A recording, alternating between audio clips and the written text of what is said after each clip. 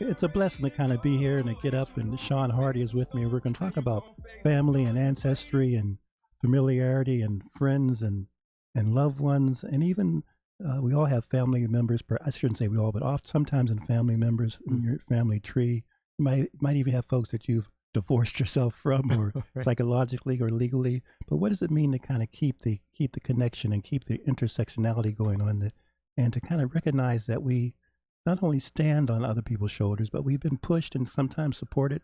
Sometimes we fall down. Sometimes other people in our family network have even tripped us. But it doesn't matter. There's still this concept of family and this idea of what does it mean to have a unit, and also to have reflection and memories, and to kind of just to understand that we are really connected for better or for worse. And it might be a long-term wedding or marriage, or it might be a short-term engagement, but we're wedded in a way that even sometimes can be blessed, mysterious, but also inspirational. So Sean's going to kind of talk to us a little bit about that, not about all those topics, 'cause that's a lifelong, eternal, metaphorical question. But what does it mean to kind of recognize a particular family here in New Haven and up and down the East Coast, and just to kind of celebrate who we are, what we are, and what we can be? The reason I'm so glad to have Sean here, and Sean's been here before, is there are people that may not even be born Sean, or might be in Yale New Haven Hospital right now,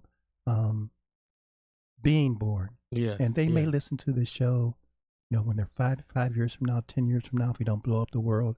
So the archival, keeping us in focus for the unborn. That's what's really generating me, Yes. inspiring me, Sean. So welcome again. Thank to you the for Tom having Ficklin me. Show. And Sean Hardy is here. And so the title of the show is? We're celebrating. I have so many. Good morning, everyone. I have Yeah. so many relatives, but on this side of the branch is the Connecticut chapter Mills Family Reunion Planning Committee. This is our 35th year, our 35th anniversary. We started out 35 years ago. The late Doris Mills Moy, Mary Mills Green, Linda Austin, few others, the late Hurlis Moy and Carol Moy, and a few others. We still have some that's living with us, our present committee. And so we got together, we decided we wanted to attend our Mega Mills reunion, which is held, it used to be every year, but now it's every other year in Greenville, North Carolina. Yeah. So we have a great committee that's been putting it together. We do 2 buses a year or biannually. Lieutenant Anthony Dawson, Carol Teal, Diane Frazier, David Moy, Eric Rogers, Louise Mills Hardy, Amy Mills Smedley, Ronnie Moy. So we all get together and we meet in fellowship to try to coordinate what we're going to do in North Carolina. And we also have our own gathering, which we held this past August in New Haven, where we can connect on the Mill side, Yes. family members here, because everybody doesn't always go to Greenville, North Carolina. Indeed. And since we have a big representation here in New Haven, we try our best. Amen. It's up to folk that want to come and show up if their schedule allows. Yes. So we try to bring people together, because this year in the Mills tree alone, we had a lot of deaths. Yes. Some seniors, some old, some young, and it was very hurtful. So we try to bring the family together. So that original crew, Doris Mills Moy and Louise Mills Hardy, her son is the pastor of St. Matthew Church in New Haven, Pastor Kevin Hardy. So we still meet collectively. Matter of fact, we're having a meeting in a couple of weeks to try to wind things up Okay. and try to bring things together. So the Mills family started out, we were supposed to go on one trip 35 years ago to Greenville. It was only supposed to be one trip. And one trip has turned into 35 years as of yesterday. Yes. And again, this is the Tom Ficklin Show, and some might be asking, well, why, Tom, are you spending the time to kind of salute this family? My family is just as important or just as proud. And I want to just say, Sean, and I'll let you kind of clarify and respond as well, that it's really spotlighting, yes, the Mills family, but who knows? I may be a cousin and not even know it. That's right. We gotta, exactly. Think about all the turmoil and stress and just the whole genealogy and the transatlantic slave trade and just being sold off and for folks to kind of realize that we can be connected, and yes, we can use this name as kind of the umbrella for all of us, and even as you know, I think you would agree, Sean, that uh, oftentimes people might have a child or a son or daughter and not even claim him or her, That's right. That's the truth. and kind of off the books, Off the book, off the record. That's off right. the record. But our families. So, and I say that half jokingly, but half seriously, that our morals, our commitment to what it means to be in touch with one another, to have connections. It's beyond. We've adopted people before there were before there was DCF, before there was adoption agencies. Yes. We called people our aunts and mothers and fathers and cousins, and even not knowing if there's a biological relationship. Sometimes finding out about a biological relationship 20 years later. Exactly. So exactly. we're spotlighting the Mills family, but also we're just spotlighting that we can still honor ourselves even in spite of what injustices or oppression or just circumstances or political hangings and I mean, and just bear with me, Sean, because so much of this is on my mind at the moment. Even there's probably been some Mills family members that have been lynched. I mean, Yes. I mean, just think. So think about what does it mean to have a black family history to be celebrating 35 years, and think about people 40 years, 50 years, 60 years, 70 years that are part of that family tree that aren't here to kind of testify. So we're here to testify to them. Yes. Our unknown, our dead. You mentioned people that have passed away, but also we're here to testify to the future. To the future. And that's what the Mills family is all about. And we look forward to going to our reunion in North Carolina that's hosted by the family of Charlie and Velma Cox Mills. Mm-hmm. And they do a fine job putting the family reunion together. It started out 45 years ago in their dad's backyard. And so Connecticut jumped on the bandwagon and started doing 2 buses, which also encouraged other families There you go. from other states to Yes. get involved, Yes. to know exactly how you're related. I was talking to my cousin Carol Teal, who's a member of the committee as well. Mm-hmm. And we was talking about how this chapter, the Connecticut chapter, has brought so many people in together. Yes. There are a lot of people under the Mills tree. So you never know who's Amen. related to who Yep. in New Haven. This is on my other side. And shout out to all my relatives on my mother and father's side, because I don't want nobody to think that I'm just on the Mills side, but That's I love right. you too as well. Mm-hmm. So we as a unification, as a unified family, amen, we have tried and still trying, amen, to bring things together. Sometimes it's rough, sometimes it's tough, and sometimes we have a little struggle, but thank God we able to conquer it. And talk about that a little bit, Sean, because I appreciate your transparency and your honesty, Yeah. and that's there are like 10 reasons that I'm always glad to have you on the show. Okay, Maybe thank 20. you. But the transparency and the honesty. So if you're listening, and if you may be a only person on an island, but a lot of folks will have either 1 or 2 other family members. But regardless of the size of your family, I'm sure as you listen to this, you can reflect about some people in your family that you may not like that much, Well, yes. that you haven't spoken to, that you refuse to speak to, that they may call and you may not even pick up the phone. Right. But nonetheless, for it to stick together. So what I'm trying to say is, in spite of internal issues, Yes. still to kind of organize, support, and attempt to exercise the love muscle. That's what's so impressive. Yeah, and it's a good thing, and I'm delighted to be on that part of the tree. Indeed. And we make great effort to bring the relatives together. You know, we traveled to Greenville, North Carolina, not only for the family, also for the community. Yes, because that's there are right. a lot of people in New Haven from Greenville, North Carolina. That's the right. So that gives them a way to get on our chartered bus. See? Buses, you know, every other year. And so, matter of fact, we come from a little town called, it's Greenville, but it's a little town called Haddock's Crossroad. Mm-hmm. It's called the Haddock Crossroad community, and a lot of the Mills descendants, the Hardys, the Moys, the Bushes, the Greens, the Coxes, Stevensons, all them Dawsons, Campbells, they all fall under There you that go. Mills tree. Now, my connection to the Mills is because my father's mother was a Mills, Delphia Mills Hardy, and she was the oldest of 11 children born to Henrietta Adams Mills and Kelly Mills Sr. So I'm like directly first cousins, second cousins to the Millses. And so when we started this journey 35 years ago, like I said, Tom, it was only supposed to be That's for right. one reunion. That's right. I had no idea that our chapter would be still standing, thanks be unto God, That's right. 35 years later. And that is a great blessing. And it's kind of like unheard of for a lot of families. That's right. And if folks want to support or be involved or kind of lend some assistance to you, who should they contact? Well, they can contact the community. We have a flyer out now. We haven't officially put it out because we have to have one more meeting. Okay. And then we put the flyer out, and all the contact names are on the flyer. We have fellowship meetings, and I'm encouraging family. We have fellowship meetings.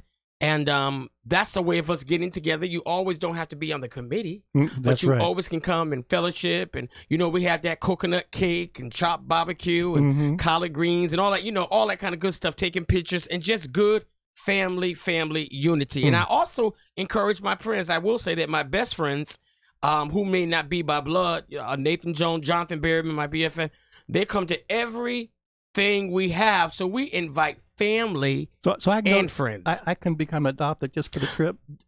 Cousin Tom, let's roll on that bus to Greenville next year, July 2nd, 3rd, and 4th. 2nd, 3rd, okay, 2020. Yes. July 2nd, 3rd, and 4th. I'm sorry, the 3rd, 4th, and 5th. And the buses leave Thursday night, July 2nd at 10 p.m. from Bassett Street. We've been leaving from Bassett Street for 35 years.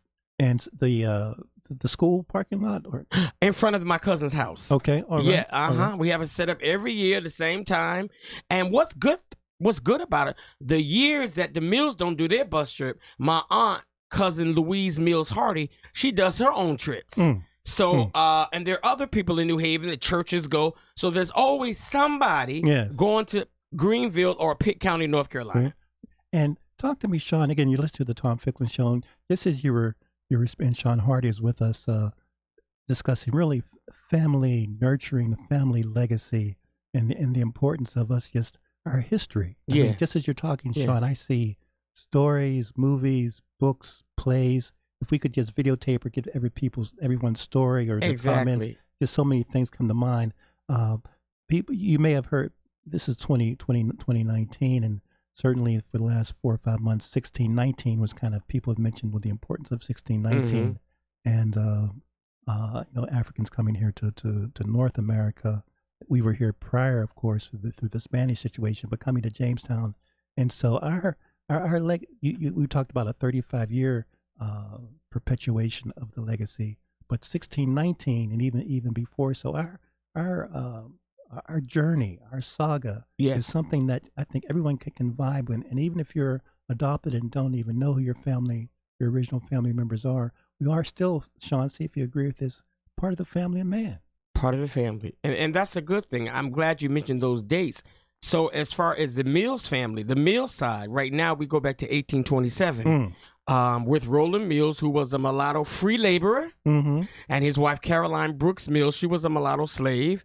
And they had 11 children together, and I have pictures of them, and they were very fair and Indian. And then he married, Roland Mills married Emily Corbett, and then they had one child by her, Anne Eliza Mills. And then after that, he kind of went off the scene. But I do have old Mills photos of the old ancestors, my grandmother, her parents, her grandparents, her uncles, her aunts. And we do have a copy of the 1860 census, where my great great grandfather Roland Mills was on as a free laborer in 1860. In Greenville, Pitt County, North Carolina. And I had the paperwork. Yes, and see, that's so. And I might want to have you back before that, perhaps even in February, just to talk about that a little more, because when you mentioned, someone might be listening. You and I, Sean, are not the youngest people on the planet anymore, although in our mind, I know we think we're very fresh. But we're looking good. Well, we're trying to keep the book cover looking good. Oh yeah. But once you open up the book, it's tough to say whether some dust might fall out. It might now. But just we try to wipe it off. Yeah. I forgot what I was going to say. you got. We got caught up. We got high up. I forgot. I honestly forgot. Boy, I tell you, one quarter Alzheimer's might be kicking in. But continue, say something, because my mind is a blank. Well, so like I said, it's a delight. So we've reached out, we researched a lot of history. One part of the Mega Mills reunion in North Carolina, we now have a genealogy workshop.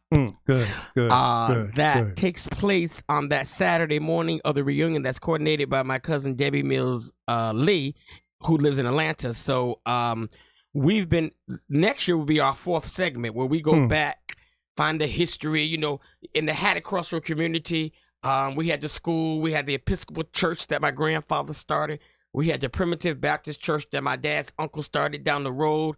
My grandmother's sister was the school teacher of the little Hat Crossroads school. So in that it may not be a lot of people there now, but within that community, we still have a few relatives there.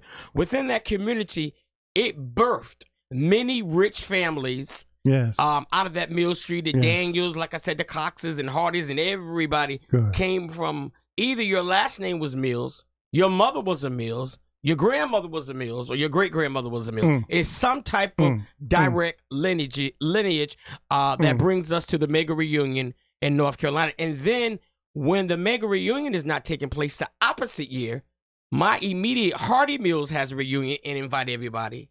And then we're setting up now a new chapter in Maryland, the Daniel Mills. See, oh, tremendous. And then Jersey has the Cox Mills. So when the Mega Mills is not going on, the opposite year, if you choose to, you can attend one of the other gatherings. I did get an opportunity myself and Jonathan Berryman, who I always talk about because he was nice enough to drive me down there to see my mother. Shout out to my mother this morning, which was the Hardy Mills reunion. Yes, which was very nice. And it's all about family and fellowship. And again, this is such a so warm. I have a good sense of warm feeling when you speak, Sean, about hopefully this show will inspire others. Yeah, it kind of just the genealogy is so important. But what occurred to me, some people, when you mention the word mulatto, there could be someone that doesn't know what that word means. Well, and there could be someone, we say free blacks, they may not know what that how that is even possible. So Hughes, seems to me that the educational value of what you're involved with is so key. Well, when I say free mulatto, according to the paperwork and the census, one of his parents was Caucasian, and the other one might have been black or Indian. And the same as his wife. When I say he was on the 1860 census as a free laborer, that means he was not a slave. Indeed. Yes. And then you fast forward to, say, 1948, we're still on the books in Virginia. Exactly. Interracial marriages were forbidden. So this whole sexuality, this whole what we call interracial, what we call segregation, America, regardless of what your viewpoint is in terms of why we started and where we are today in 2019, it's a very fascinating thing to kind of get a handle on. For me, Sean, just as a historical kind of footnote, in around 1672, not 1772, but 1672 in Virginia, they passed a law where if I'm a black female and I have a sexual relationship with a white male and I have a son or daughter, that son or daughter is a slave. Yes. So even in 1672, there was some conscious psychic and legal and mental and governmental policy, belief and practice about how do we maintain property, how do we divide what even our emotional commitments might be, and how do we kind of manage our sexual predatory relationships for the betterment of, for the greater whole. So what I'm trying to say is the psychosis and the schizophrenia that's embedded in American psyche. And again, this is kind of a polemic, but I think it's worth people kind of really thinking about when we think about the current election and the current who's in Washington. The American psychology is really fractured and somewhat chaotic. I don't think we don't have a really rational approach to what humanity and friendship and family is all about, which is why, again, this keeping a cohesive, clear lineage, genealogy, sharing, communicating is so key, regardless of what's going on in the political atmosphere. Yes. It's just so key. So the dates again are in July. The Mega Mills reunion, July 3rd, 4th, and 5th in one of the greatest cities in the world, Greenville, North Carolina. Now, I was not born in Greenville, but that is my mom and dad home and all my ancestors. They was born in Greenville. So we have two buses at this time that are scheduled to leave that Thursday night, the 2nd at 10 p.m. from Bassett Street. And, we're looking forward to it, and we're hoping and praying that it'll be another successful event. We're going to be having some upcoming meetings to organize everything. We're not on the committee in North Carolina. We do give our opinions and You know, they listen to us and take heed and try to make it successful because people are coming from all over the world. That's why it's called mega now. See, all right. It's everybody that's under that umbrella. So I was amazed yesterday when I went to Bishop Moody. Willa Moody was consecrated bishop on yesterday. She's my cousin on my other side. And I just was looking at all the ancestors, you know, originally from Greenville, her mother's sisters who are 98, Mary John and Norma Cleese, 92. I just thought it was fascinating that the legacy still goes on with that side of the family as well. And it was a beautiful event. And Sean, some people may know you. I kind of make the assumption that people know of your background. And we're going to really talk about the Sean Hardy story next time you're on the show. All right.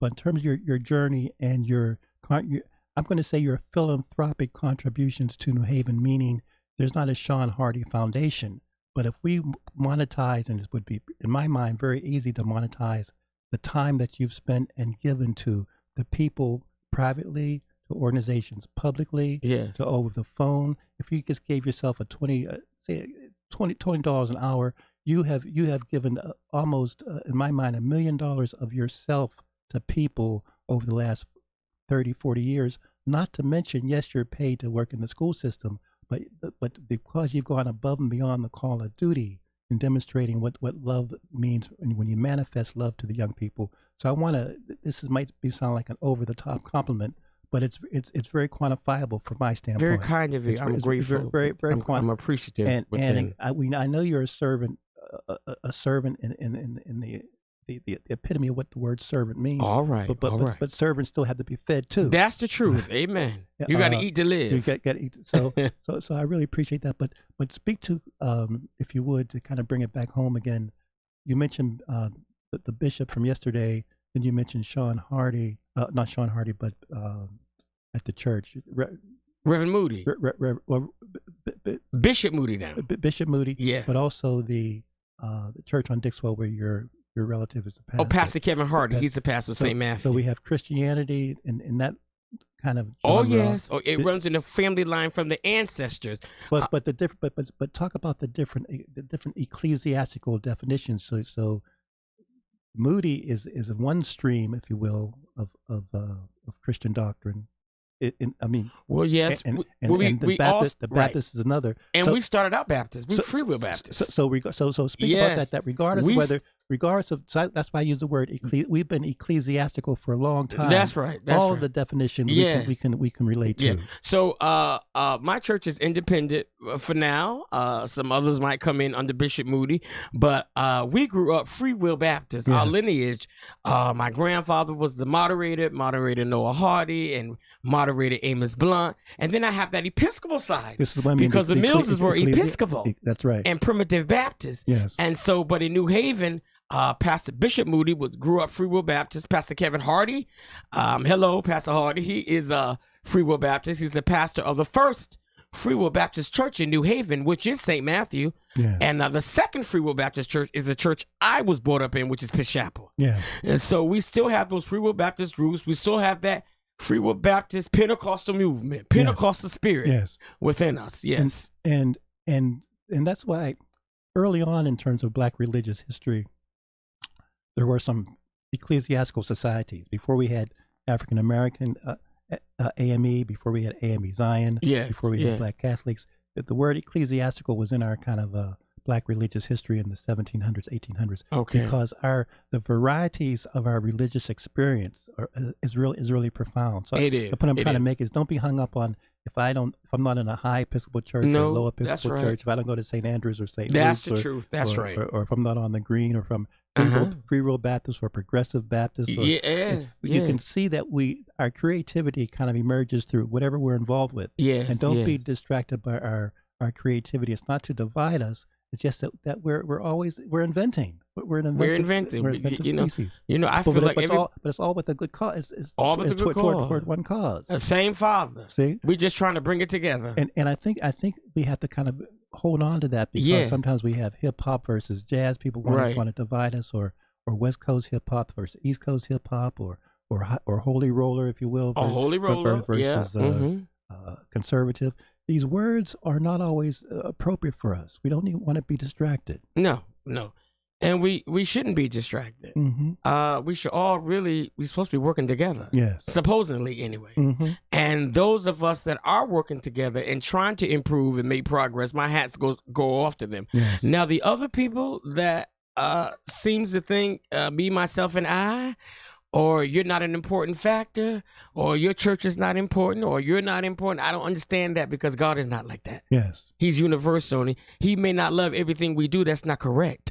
But he loves us as a people, in general speaking. Yes, and I think we all need to try to bring it together, just like the family reunions bring it together. This is why the family reunion metaphor and the rubric is so key. As you know, Sean, next year speaking of churches, the Dixwell Avenue United Church of Christ is celebrating its 200th anniversary. Yes. And last year, the not Emmanuel, but Reverend Kelsey's church. Was it Varick? On Varick. Okay. Varick AME celebrated their 200th. So New Haven, you have your family tree here in New Haven, and then we have institutions that have been around Beautiful. 200 plus years. I love it. So just imagine what was going on. Enough black people, whether it's one or two or three, That's right. to say, I'm going to establish my church. They have the boldness and the courage. Take a stand. The boldness and the courage. Yeah. And probably before it wasn't officially, prior to 200 years, probably people were still talking about organizing. Yes. We forget that we have a documented 200-year existence of Varick, and 200 this next year, 200-year existence of Dixwell Avenue United Church of Christ. But prior to that, there were probably could be 5-10 years before that, organizing meetings, talking about it, trying to raise money, trying to decide how we're going to get this together. And sometimes it's a little, sometimes we might have a little struggle, but we always come through, and yes, and we put the money in the bank. We looking mighty good, which is a great blessing, but we want to do it. We try to keep up what the ancestors started, what our original committee started, and sometimes it might seem like it's looking kind of gloomy, but then the good master above, he always steps in, and next you know, we're sitting around talking about it and eating cousin Cat's collard greens. He can make some collard greens too. I just want to let you know that. So you listen. Oh my God, he can. And Tony Dawson with his chopped turkey. You know, hello Tony. Yes, good morning. Yes. Yes. Again, we're kind of just we're chopping it up. I think chopping it up, as young people would say. Yes. The Tom Ficklin show, and Sean Hardy is here, and Sean, we're asking people to kind of just not be jealous or hateration about what's occurring next year. It's like the 45th Meals reunion, because they do it biannual now. Yes. But we got together all the time. One day I bring in all the pictures, the old pictures that I have. Okay, you bring those but up. We're going to North Carolina. I'm letting the Mills side know, the other side know, friends know. Yes. Right now we're going to probably have 2 buses. First come, first serve. If the Lord should delay his tarry, we all living in good health.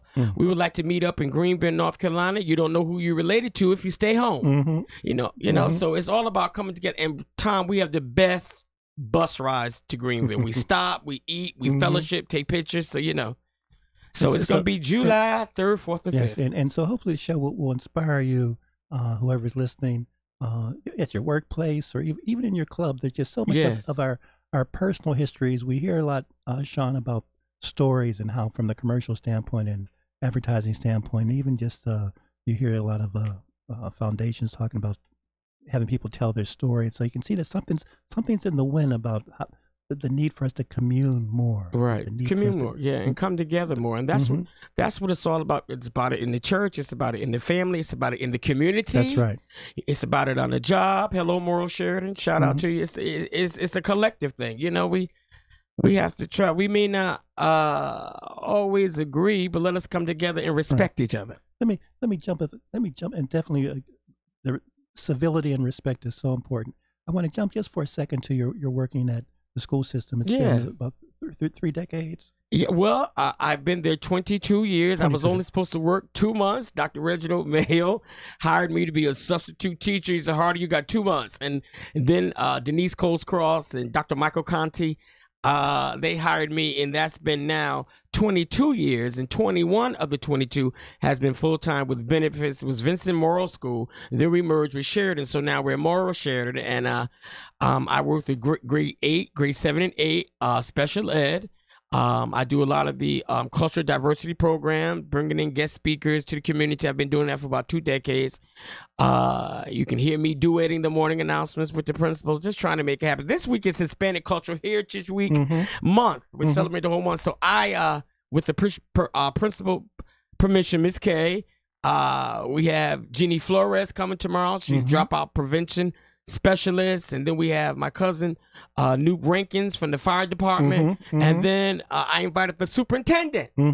She's scheduled to come on Friday to do a read aloud for one of our grade 3 classes, and their theme is falling into literacy since it's the fall season. So we have a lot of exciting, beyond the testing and all the other kind of stuff, we're trying to continue to do some things that's also social development to help develop the children skills and also to bring the community. Now, you might not see me in a lot of marches. I did cut through the bereavement march that my cousin had Saturday, Nikki Dawson. I cut right through and spoke with the mayor and Lieutenant Reyes, who's coming to the school too. But a lot of times you may not see Hardy in the community, but don't get it fooled. Don't be fooled. I bring the community to my school. And it's all about the children, not about me. It's all about the kids. And you post on Facebook, and I'm so glad you feel comfortable in lifting that up, because there's always much discussion about how do we make a school a community school, and how do we bring in role models of color. Yes. But and how do we hire more teachers of color, et cetera, et cetera. Yeah. But until that happens, you are still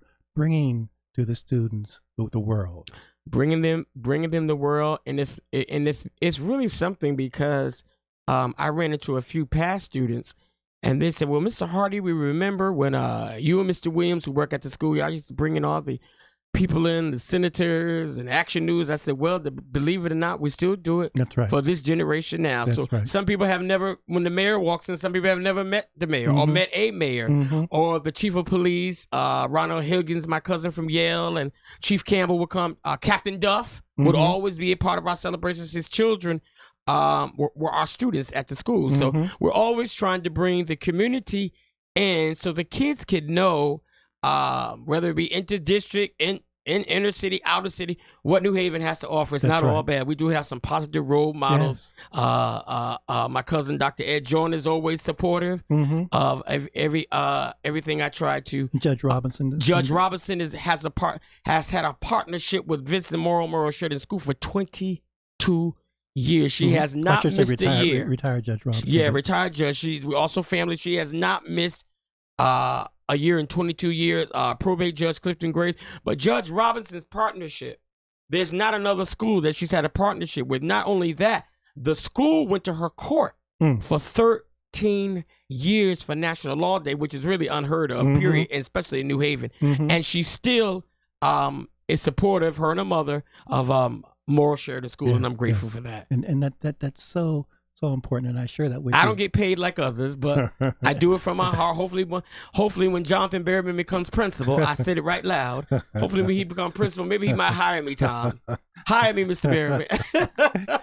I'm going to ask you, Sean, on this same tip. We have about 5 or 6 more minutes. Some of the questions I want you, if you need to take a time to think about it. Yeah. Some of the questions that the young people ask you. See, I say that because we adults, I wouldn't say we forget, but I don't think acknowledge the reality of a young person. Yeah. The young person's question might be more profound than even our questions. Their thoughts might be more profound than an adult's. Their fears might be more profound and indicative of what is really going on in the world. There are various wisdom passages about listening to young people and what they have to say to us. But over the years, any questions? Do you have any reflections or thinking when I ask this question? Do you recall any questions that young people might ask you that have asked you over the years that has really kind of struck your heart or struck your cognitive? Well, some asked me some things a couple years ago, but I can tell you something recently. Okay. A few of the students asked me this question. Mr. Hardy, you must be famous. Are you famous? I said, no. I live in the hills. I'm just a little old Hardy, no. Then they said to me, how do you know all these great people within the community? I was talking to my friend Dan Kinsman about that as well. How do you know the people? Why do you bring these great people to our school, and why have you done it over the years? I said, well, to give you the opportunity. I said, because you might not ever meet Congresswoman Rosa DeLauro face to face. You might not meet Senator Gary Winfield. You might not meet Chief Ronell Huggins or Chief Duff or Chief Campbell, Chief Reyes, Lieutenant Dawson. You might not meet the mayor, probate Judge Robinson. You need to meet a real judge, not Judge Judy, not television judges. This is the real deal, and they're in the New Haven community, and there are there are a lot of other people I can call, but we don't have the time for that. But just to let them know what's going on in the city, and you have the opportunity to meet up and to connect with some great people here in the city of New Haven that you might not get the chance to do. Every year I do a trip to the Omni Hotel. Okay. And it's called Community Literacy in the Community. And some of our third graders, we're trying to go this year. And when we take the kids to the Omni, they meet the president of the president of the hotel, the general manager, the workers. They have a tour of the entire hotel. Then they have a read aloud, and then they give it a little snack. So when the kids get off the bus and go to the Omni Hotel, every grade level thus far says to Mr. Hardy or go back and tell the principal, I've rode past, I've walked past this hotel. I have never been in this hotel. Neither have my parents. Yes. Period. See? And so that brings joy to me. Little old me trying to help out the community. And we are New Haven. Some kids have never been on Yale campus. Yes. Yes. So when they go to these different trips, it's phenomenal to them. My hat's off to Morrill Sheridan. Every year we do a trip to Disney World. I hope they don't cancel it this year. I got a chance to go in 2015 as a chaperone. A lot of kids, a lot of schools do not get the opportunity to go to Disney World for a year. A lot of kids don't go to Disney World until Morrill Sheridan takes them. I mean, some do well by their families. So you just give them opportunity to also enhance their social development skills besides the academic piece. Yes. Perfect. And I'm just glad Perfect. that I was able to go back to work after my own trials and tribulations. Many people know I usually don't talk about, but I did have major brain surgery. That was very difficult for me on last year. But I'm glad that through the support and my mother and ministers and close family and the Browns, the Streeters, the Blunts, the Atkinsons, all of you. Shout out to Pastor Green. She's the oldest pastor in New Haven. Hopefully, we're going to have her on the show soon. She's 96. And Pastor William Peterson turned 94 the other day. I mean, they are older people, but they are like the oldest pastors, which came out of Pitt Chapel. Dr. Atkinson. So I salute them. And my own mother, who's precious to me.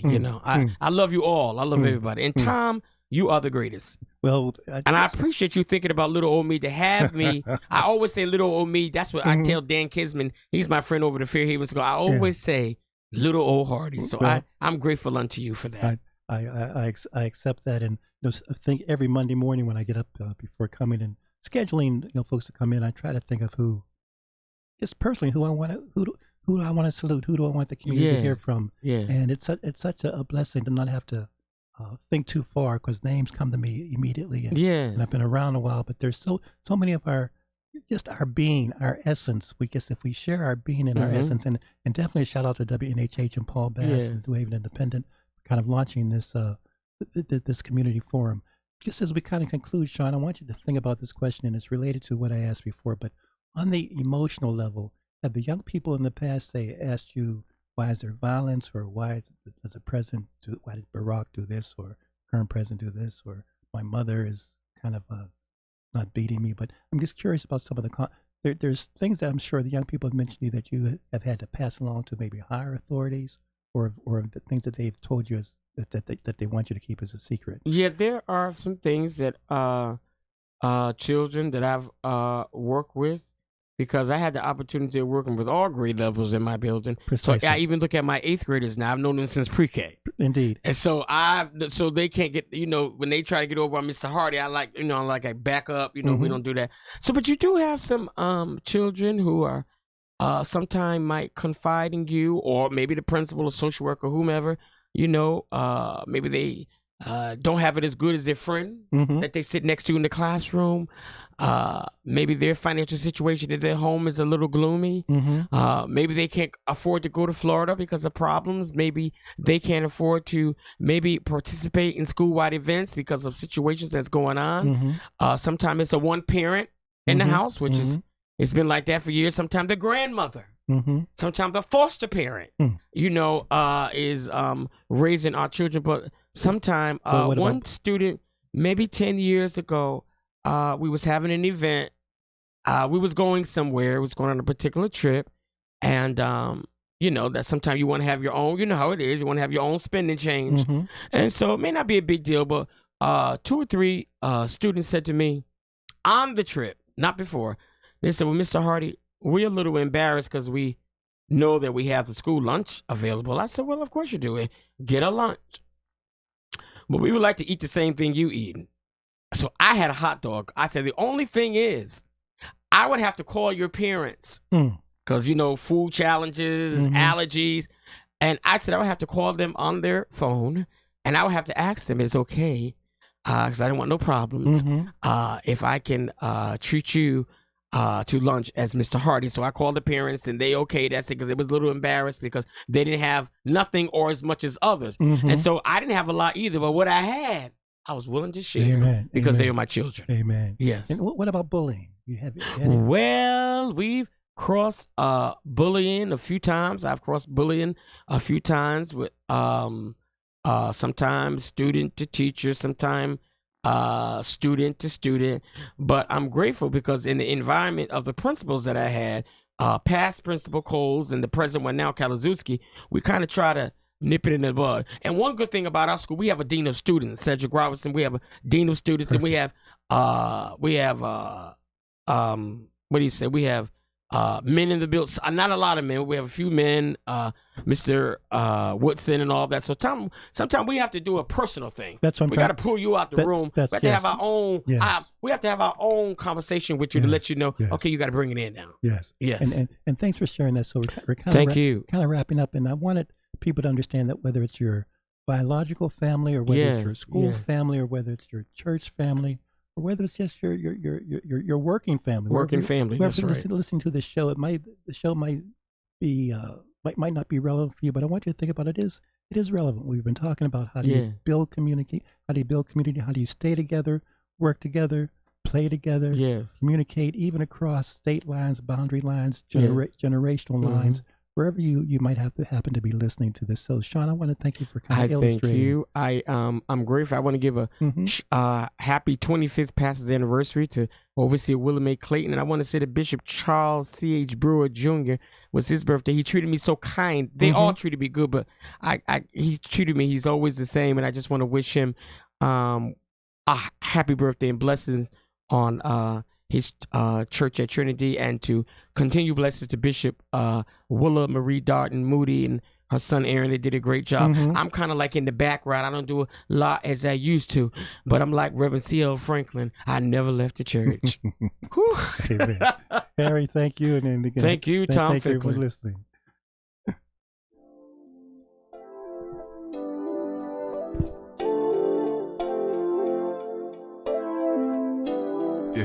As I got another rhyme, another rhythm for y'all to listen. I'm never quitting on my mission. I'ma roll with what I'm giving. Got some ambition, this new edition, filling positions. Looking at the void in myself and feeling what's missing. Better watch the way you going, better go in the right direction. In the moment you stressing, but you gon' be counting blessings. And I know that for certain. Keep on working, open curtains. Haters swerving, cause they ain't ready for your final version. Whoa. I'm never gonna give up. Fall down, I just gotta get up, yeah. Cause this is my road. Lights, camera, action, I'm ready to go.